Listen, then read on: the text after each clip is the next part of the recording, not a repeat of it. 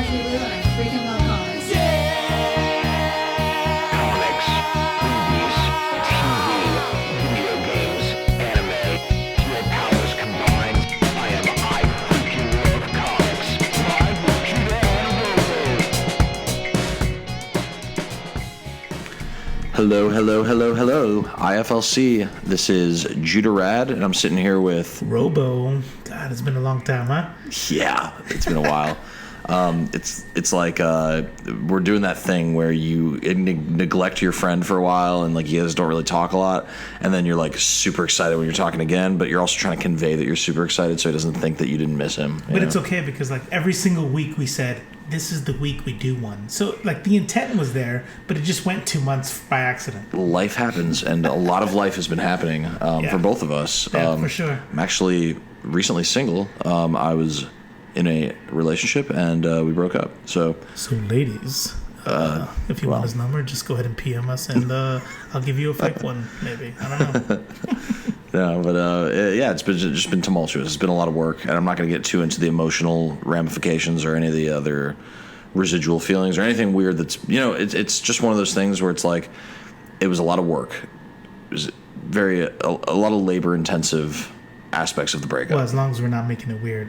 Sorry. Is this IFLC or is this Rad's therapy hour? And today on Easy Listening, what we have here is Judah Rad telling us about his breakup and how it made him feel. What you need to understand is that it's a roller coaster of emotions.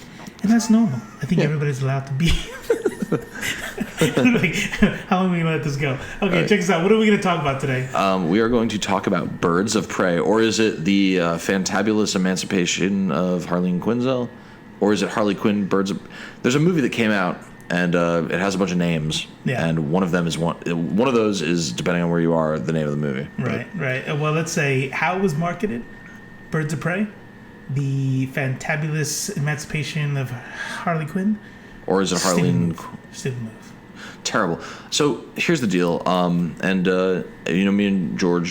and Robo, excuse me. God, sorry. Damn, now I'm outed. Me and Robo haven't really talked too much about this yet, so you're gonna hear it for yourselves. But I'm gonna say this: I like the movie. I think it's good. Yeah, fun, right? A blast. Yeah. I never got bored, and the whole time I was like laughing, and I was like, I don't know what's coming next. It was a movie that had me on the edge of my seat because it was like it wasn't scary or suspenseful. It was just like, what random freaking thing is going to happen, Mm-hmm. So I definitely liked it. Yeah. But it did very poorly in the box office so far.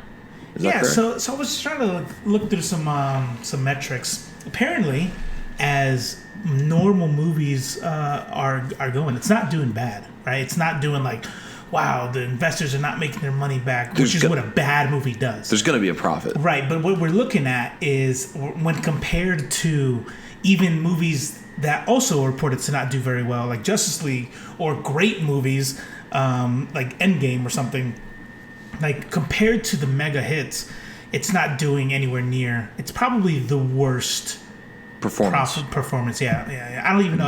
What did Edward Norton's movie make? So I would be surprised if it did worse than that. But worse than the Incredible Hulk. Edward Norton or Hulk. Which one's the Hulk? Which one's the Incredible Hulk? I don't know. But the Edward Norton one was the corny one where everything was green and it was stupid. And not the best. That's just my opinion. Still did better than this, which is weird. I'm gonna go ahead and just say that I had a lot of fun watching this. Like, how much money it made, how much it did it. This is one of the things that I was saying in the groups was there are movies that I enjoy that didn't make a lot of money, and then there are movies that made tons of money that I was like, what is this? So I don't know. Maybe you like it, maybe you don't. Yeah, it's certainly, you can't apply any objective criteria to it as to whether it's good or bad. I would say it's the acting's really good.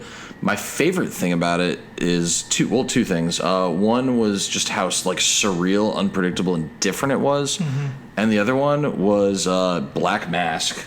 Ewan McGregor was spot on in that role. That dude was like, he was so funny and effed up and like scary, dangerous, psychotic, weird. The insanity was definitely palpable with him. It was great. He was awesome. And it's rare for a DC movie to make a villain seem cool whose name doesn't start with a J and end with an R, you know? Right. Like the Joker and all the other ones that match that criteria. And Johnny Roger, and I made that one up, but yeah. So yeah, I think the casting was great. Margot Robbie is Harley Quinn. She did a way better job this time around, and I think she was written way better this time around. Absolutely. So that kind of settles the debate. Not really a debate, but the discussion we had before. I was saying I didn't think back when the Suicide Squad came out. Right. I was saying that I didn't think Margot Robbie did a very good job as Harleen. It was the writing, because she was pretty on point this time. Yeah. She was insane. She was like believably insane instead of like lipstick insane or like. That's right. You know. Yeah, no, I know what you mean. Yeah, I really liked that. So the style of it, so we've been watching, I mean, how long has it been now? Like 13, 14 years of superhero movies? Longer than that. I consider the beginning of the modern superhero movie era to be Spider-Man. Okay. Yeah. Yeah, sure. So however long ago that was. 2001 or something, 2003. So we're looking at nearly 20 years of superhero movies, and they've all kind of come in the same formula, more or less, right? This Harley Quinn movie is great. That was part of why I liked it. So the style of that Inglourious Bastards. Yeah, Inglourious Bastards. Yeah. Quentin Tarantino kind of splash page. If you're into video games, Borderlands, kind of does this thing where as soon as they introduce a character, it's like this splash. Mm-hmm. I like it. It's like it has very like 70s action film. Highly stylized. The aesthetic was on point here. Oh yeah, man. The colors and her costumes. Like I was watching so I'm a sucker for the classic Harley Quinn head tails jester look, and that wasn't really in this movie, minus maybe a cartoon scene at the beginning. But you see, remember when we start talking about the narrator, like who is the narrator of the movie, and we start looking at different movies and what they see and what they don't see. This movie did such an awesome job, like with regard to like what Kathy Yan actually does in the display of the colors and the erraticness and the pauses and the talking to yourself and the narrating yourself, the exposition. It was all done like you are watching this through the mind of Harley Quinn, right? And it's just great. Almost like a weird counterpoint to that Joker movie. Like, understand that these don't exist in the same universe, but it's like it was like, in a way, almost. I don't want to say it paid tribute because it was very much its own thing, but we have another unreliable narrator. You know what I mean? Right. In the form of Harley Quinn. Sure. Yeah. I thought it was good. I thought everybody did a really good job with that. I think Rosie Perez did great in her role as Renee Montoya, but somebody made another good comment in the groups where Renee Montoya is a middle-aged woman who is a cop and I'm sure stays in shape and fights a lot, but she becomes her own superhero in the comic books, and I wonder if I would have rathered a younger Hispanic woman to play that part. But I think I would have preferred that too. But I think she kind of still does it well. Like she's still like, okay, like I'm sure the casting people are like, all right, people might complain that she's a little old for a superhero part. I mean, I'm only 39 years old, and I've been out of commission for the last 2 days for my back, and it wasn't for doing anything. It was literally for sleeping wrong. So I mean, I'm 33. I'm 33, and I have like years of fighting evil ahead of me. Right. I mean, there'll be an old man Judah one day. Like, there'll be an old man Judah universe. Right. There's going to be a Judah Returns universe. Right. Yeah, sure. I mean, I have a lot ahead of me, but I understand you're kind of. You don't have super healing. You're kind of your days are dwindling. I get it. Yeah. Oh, I'm gone. I'm already out of the game. That's why I think most of these Batman stories that start showing him old, especially when we start doing the one where Flash messes up and Batman is actually his dad because Bruce Wayne is the one who dies, right? Mm-hmm. So this dude's like a middle-aged badass who's like, no, bro, no, you're especially years of fighting. Yeah, like, the Flashpoint universe. We're both in the military. We both ruck a lot. Pretty much the idea, the war fighter's body at 38 is so more torn down than any other 38-year-old. A Batman is probably in a wheelchair. But one thing you have to keep in mind that you're neglecting right now is that there's still then it's fake. There's still retconned stories about us in our younger years that can be told. Like for sure. So maybe there won't be new Judah and Robo stories, but there might be Judah and Robo Begins. where we first started. Correct. There might be... Where the Latino version of Robert Pattinson plays me, clearly. Yeah, and Samuel L. Jackson plays me, and it'll be on point. Absolutely. It's going to be great. Yeah. You don't cuss enough for Samuel L. Jackson. I do cuss enough. I just don't do it on this podcast anymore because we're trying to appeal to a wider fan base. Yeah. I hear you. All right, so let's go through the story real quick. We're gonna just start from the top.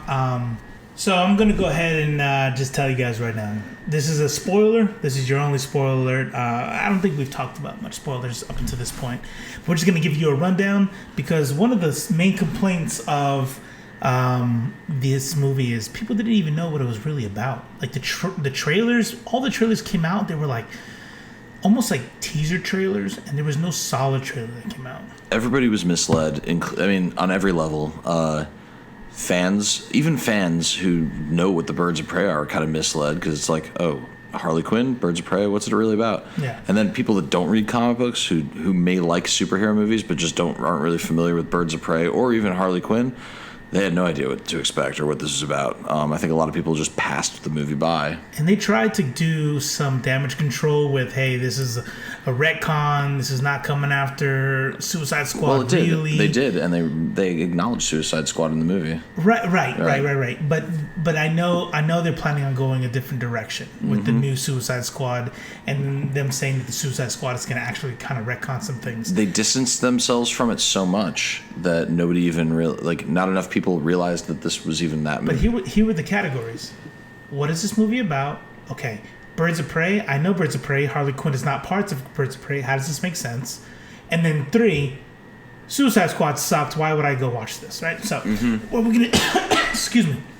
What we're gonna do is we're gonna go over the movie real quick. So Act 1 starts off pretty awesome, right? It's like just jumps right out there with the breakup. Pure fun. It's just pure fun. It starts off with like one of those cool animated sequences. It kind of reminded me of like, remember the movie Rat Race, like some of those older comedies. It starts off with like this kind of cartoon thing setting the stage. Right. They did that, and it was cool. It had like the Joker, and it had Harley Quinn dressed up like a jester. Like I like her, and it was cool. It told the story of her and Mr. J. and how they used to be in a relationship, and then how they broke up. Yeah, and without having to give Leto a cameo. Oh yeah, it didn't even look like Leto Joker, which was it was like funny. An old school comic Joker. It's funny how embarrassed they are of Leto Joker that's fucked up. I thought it was pretty shitty. I think they could have gave him like 3 seconds in the movie, but I think they're gonna recast him anyway. So that's probably why they didn't want to. Yeah, like Post Malone Joker. That's what I call him. So basically, he comes out and the whole thing kicks off. She's now broken up. And she's going through the normal breakup. So I've been through some bad breakups. You just went through a breakup, but you were on the giving end, so it wasn't like all the pain and turmoil that comes. I was delivering the breakup, yeah. Right, so it's a little bit different, but you get it. There's this sequence where Harley Quinn is bawling out, like hashtag living her best life. She's like at the bar. She's all these friends and stuff. She finally realizes by overhearing some people that she's. All the respect that she gets isn't real respect. Nobody really respects her. She's cashing in on Joker's name even after they're broken up because no one realizes that they're broken up yet, and that's kind of a very like upsetting revelation for her. That's right. So she finally like lets it slip that she's not with the Joker, and right away, everybody is like all about hunting down, kicking her ass. Correct. She set a lot of bad blood. It is funny. There's this whole sequence where like everyone trying to kill her. Their name flashes up on the screen, and then it says grievance, and it's like, that's right. Grievance, she tattooed my face. Yeah, like, yeah. It's really funny. Facial vandalization and then there's something that happens, and maybe you disagree with me, maybe not. It doesn't really make narrative sense. So that's pretty much all of Act 1 right there. Yes, that's all of Act 1 is like dealing with the breakup, and then the end of what you're about to bring up right now is the end of Act 2, and this is like her, this is what I need to do to become my own person. So she's ready to this is like, I'm moving on. I'm no longer Mrs. Joker. I am Harley MF Quinn. And she decides to symbolize this by blowing up the Ace chemical plant, which if you're a fan of DC, a fan of Joker, you'll know that's where Joker was born. That's where the Red Hood fell into a vat of acid and came out as the Joker. Mm-hmm. And in this movie, in this continuity, it's also where the Joker threw Harley Quinn into this same acid as part of her baptism into being the Joker. So she blows this very important place to the Joker up. And the movie kind of makes you feel like she's starting a war with the Joker. Like, oh, there's going to be consequences. Nope, no consequences. You never hear from the Joker. It's like he doesn't even notice. He's not a part of the movie. He never shows up again. So it didn't really make any sense to me. It's like, what if she blew up the Iceberg Lounge and we never saw the Penguin after? Like, it's just like she challenged this very, very well-known character that's also very important in her life, and the movie just made it painfully obvious that Jared Leto was butthurt and didn't show up. Well, allow me to disagree, or just give a differing perspective on it.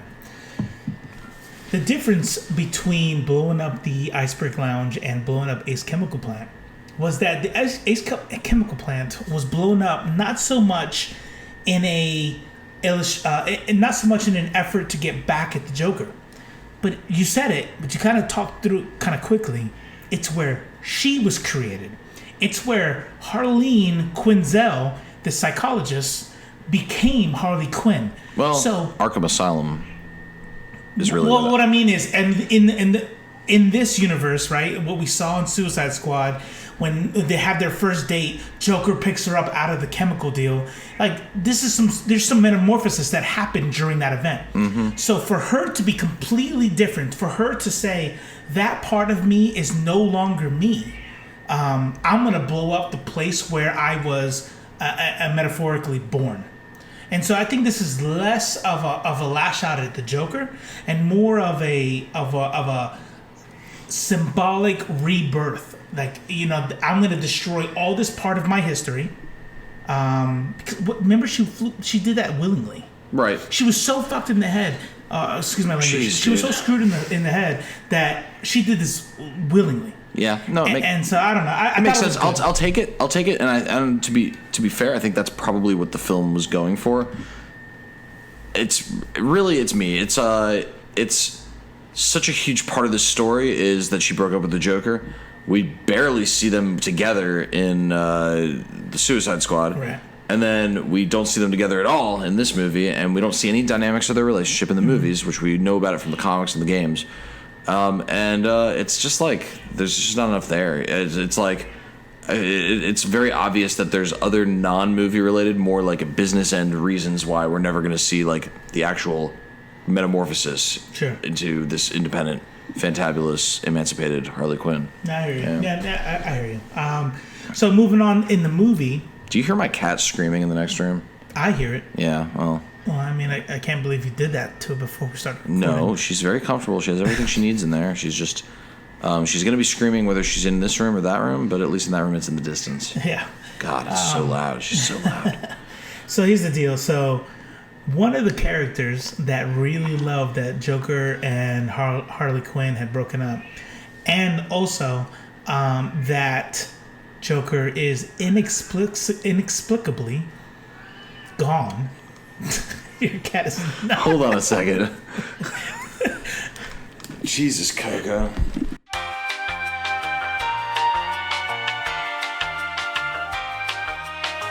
And we're back after those little feline difficulties. Yeah, she's very needy. Yeah. It's like, hey, leave the door open, cry. Leave the door closed, cry. She's like, yeah, I want food. I want water. I'm just kidding. I give her those things in abundance. It was a joke. But. So, one of the people to actually take advantage of this whole thing is Ewan McGregor's Black Mask, which I thought was awesome. Oh my goodness, he was amazing. Yeah. So we get into Act 2. In Act 2, it's more of this whole Harley Quinn is really trying to establish herself as her own. I don't care what anybody says. That scene where she comes into the police department, as completely unrealistic as it is, so badass. 3 seconds into her coming in with what appears anybody's gonna think is a grenade launcher, she'd have like 8 bullets in her freaking brain already. But I loved it. It was so awesome. I love it too. The colors and everything was just great. That's why I said it's like a fun movie. It's great. It's fun. Like, you turn your brain off and turn your heart on. You know what I mean? Like, yeah, that's, right. Did I just say heart on? Sorry. Your heart on. Yeah. Whew, awkward. Anyway, she walks in, like, she does this one move. There's this one move where she goes into the police station with this beanbag launcher. Mm-hmm, yeah. It's just trust us. It's better than it sounds. She goes in there, great. and she does this one move where she puts it behind her and shoots this dude in the head without even looking. And is that the glitter bomb ones? Like, yeah. I'm such a sucker for anything in a movie action scene that happens in slow motion where the character's not even looking. I love that stuff. Nothing's more badass than doing the thing you want to do without looking. Or acknowledging it. That's right. That's up there with the walk away from an explosion in slow motion without even looking back. Yeah. I don't need to see the explosion. Yeah. I do explosions all the time. Not a big deal. I'm just Steph Curry of explosions. This is the next level from that. Yeah. I know you don't sports ball, but Steph Curry will make these crazy ass 3-pointers and just walk away from it. And then he gets a goal and he wins the match. Then he wins all the matches. Yes, wins the match. That's really cool. That's really cool. That's my goal, is to get you to watch a couple sports ball games. You know, people are watching sports and they're always like yelling out advice, and I always feel left out because I think the best advice is listen to your coach. You know, people are always like, you know, run, get it. No, put your arms out. No. Why did they do that playing with idiots? And I'm watching. I'm like, I don't know. Listen, I don't think anyone knows. Listen to your coach. Literally nobody in the living room yelling those things has any idea what play to do at that time. Except, I'm just gonna throw out a little thing here. I'm kind of buzzed with Vern Adams, and if you listen to this and you watch football at all, Vern Adams is quarterback for Oregon, and now plays in the Canadian Football League, and I'm just gonna throw it out there because I feel kind of cool that I know him. Mylene, my fiance's best friend, is married to this dude, so I feel like I know. Wow. I don't know if anybody is going to care. But after this podcast, do you mind signing your autograph for me? Because you're basically famous now. Fan of someone famous, or I'm kind of buzzed for somebody kind of famous. Oh wow. Okay. No, but so check this out. So she goes through, and I'm going to get to one part. So we're gushing, right? Mm-hmm. So let's just talk about this real quick. We're already at 20 minutes. We're going to close this up pretty soon. But what's going to happen is we got to acknowledge something. And I don't want to spend any time on it. We don't have to spend a lot of time on it. But there is this same old bullshit female story and the kind of things that we kind of come up against when we saw it with Captain Marvel because he said the wrong things. Just to clarify, he's not saying that female stories are bullshit. He's saying that there's bullshit surrounding female stories. Correct. Yeah. Because of other people. And it always has to do with what the actors or somebody said offline. Well, it comes down to it, and listen, it's like you don't have to like Birds of Prey. You can dislike Birds of Prey. You can dislike Captain Marvel. You can dislike Captain Marvel. You could dislike all of them. Although I think if you dislike all of them, it kind of says something. Maybe you do have a problem. But I listen for like 2-3 more seconds, and they go, "Yeah, I didn't like Captain Marvel," and I'm good. I'm just in listen mode. And then if the next thing out of your thing is like, because of the feminine shit, like I turn you off, and you're like, you're a piece of shit. Yeah, it's like we should live in a world where a movie comes out, it's a superhero movie, and it's about chicks, and nobody gets butthurt about it. Nobody gets upset. Nobody goes on the line and rants about it without even seeing it. Like, we should be beyond that. So I don't really.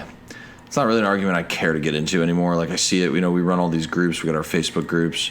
We got our Instagram. We got our Reddit and all that other stuff. And it's a conversation that doesn't interest me anymore. It's more just like let's get rid of that. Let's move on beyond that. So the only reason why I bring it up is I do want to talk about the things I didn't like, the things that I thought were stupid.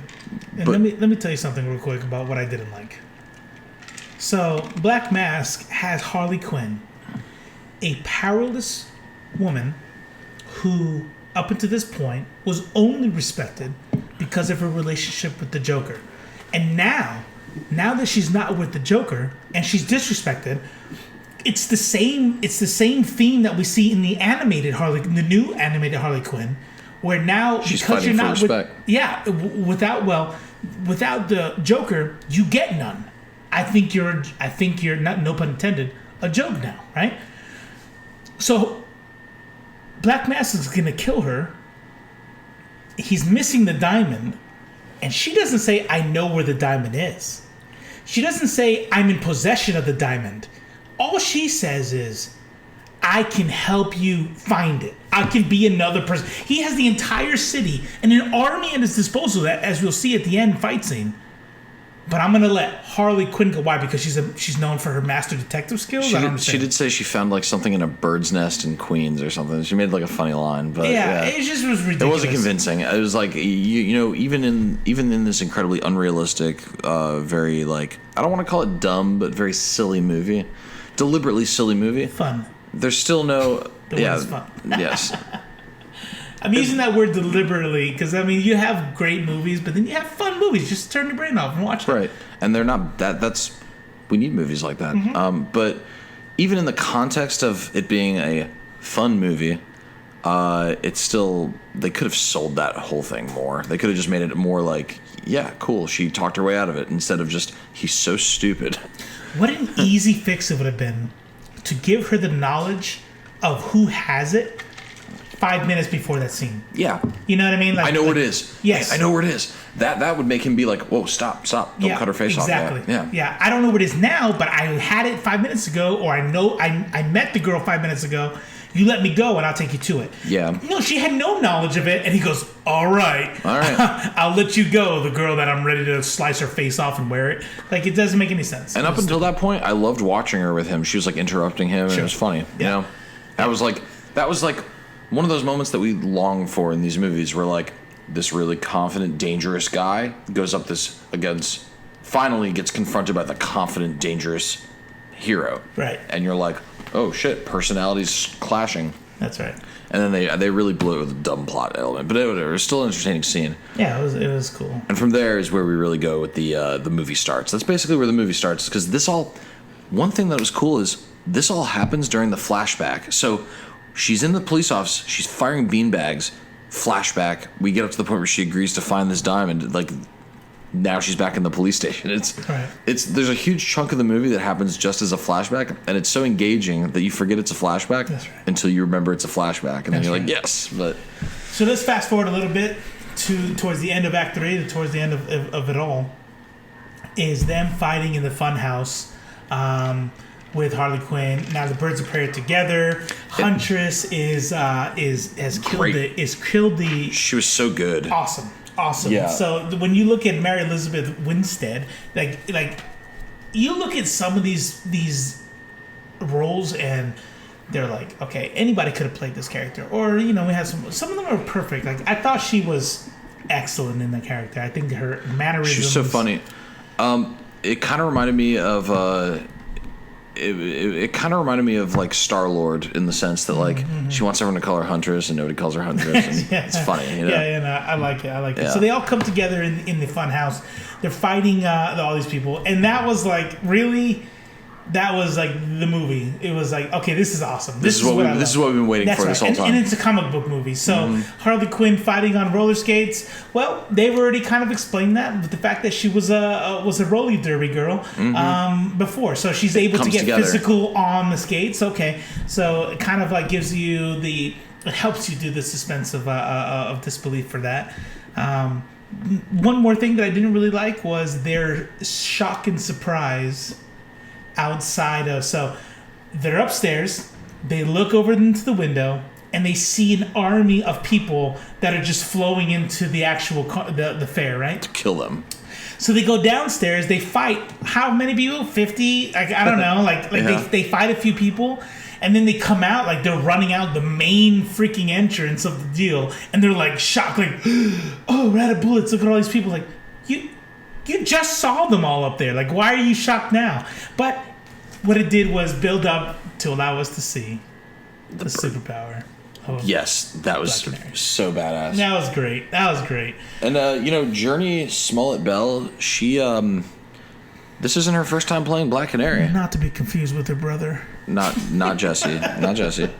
Jussie. Sorry, Juicy Jussie. Jesse. So she's played Black Canary before, and in Injustice 2, she was the voice. So I think it's kind of cool. That's pretty awesome. That she voiced a character and then played the character in live action. So that's pretty badass. Cool. Yeah. I definitely liked that. One of the things that I thought was really ballsy about this movie, or that I would like to see this more of this in the future. The unknown factor. I mean, Kathy Yan, the director, this is like her second major movie, and I had never seen her first one. I can't even remember what it's called, but this is like she doesn't have like a huge catalog of like big budget. I would call this her blockbuster debut. I would say so. Yeah, absolutely. And then the writer Christina Hodson. I mean, she's had some gems. She directed Bumblebee, she wrote Bumblebee, which is probably the best Transformer movie, and I think everyone agrees. It's not an accident. They were like, "Oh, we're tired of these movies," and then Bumblebee comes out, and it's like, this one was pretty good. Yeah.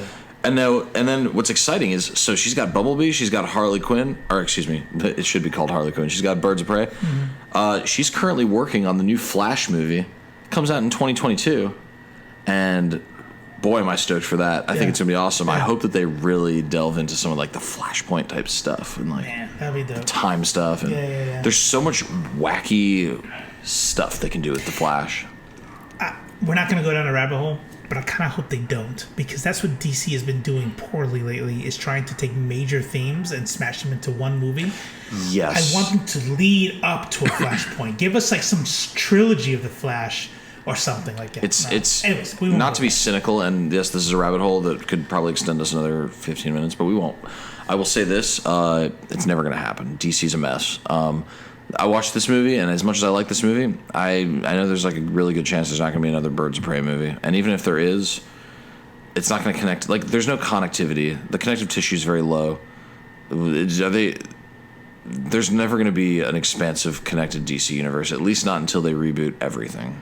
That's kind of how I see it. It is a shame that it didn't make more money. But I mean, DC executives, I know you guys are totally listening to IFLC's podcast. And so since I know you're definitely listening to this, it's the marketing. It was completely the marketing. No one knew what this was about. It should have been called Harley Quinn. Yeah, absolutely. Should have been the name of the movie. Yeah, or just Quinn. It was dumb. Both trailers were about talking about the clown, and then you played off of It 2 releasing, and then you mentioned we're tired of clowns, and you kept mentioning the clowns like this had nothing to do with the Joker. This had nothing to do. It was stupid. It was all over the place. It was all over the place, and even as like fanboys like us, we still did. I didn't know what to expect until I saw it. That's right. And I probably wouldn't have seen it if I wasn't a comic book fan. I'll say this, that's straight up. I wasn't drawn to it, and I didn't have very high expectations because I didn't like Suicide Squad. Yeah. But I was pleasantly surprised. But the marketing could have been better. So see it or don't see it, Judah. Yes, I would say see it. I think it's worth seeing it. You won't be bored. And I say go see it. Hey guys, we're gonna go ahead and sign off now. I want to remind you guys to check us out on Facebook. We got multiple groups on there for Marvel, DC, Indie. We also have some like side nerd groups for books and cinema and video games. We love to hear from you guys. We also have our Reddit. What if there was a one-stop shop where you could find links to all of our content and our entire media presence? I'm glad you brought that up. Where would that place be? We should probably go to www.iflcomics.com. iflcomics.com. And there you'll see all of our latest projects, from links to our latest podcasts and our Facebook groups and our Reddit and even our Twitter, so you can see us interact with the likes of Gail Simone and Busick and Donnie Cates. We, not too recently, but within the last few months, we met Marjorie Liu in person. You can actually hear her voice in our intro song. Like, people know us. Next week we matter. We'll be going to the Honolulu Comic Con. Let's phrase it in a more accurate sense. I don't want to give a false impression. We have an appointment with Donnie Cates next week. Yeah. That's a fact. That is a fact. We may or may not have bought tickets to stand in a line with everybody else who bought tickets to see Donnie Cates. Anyway, okay. So there's details. Thank you, Robo. That was love your input here. We have an appointment with Donnie Cates. We also have an appointment with Billy D. Williams. Billy D. Williams. Yeah. I mean, there is in my calendar, I have meeting Billy D. Williams. So it's a thing. So, anyway. We have an appointment to go see them. Close friends. All right, guys, signing off.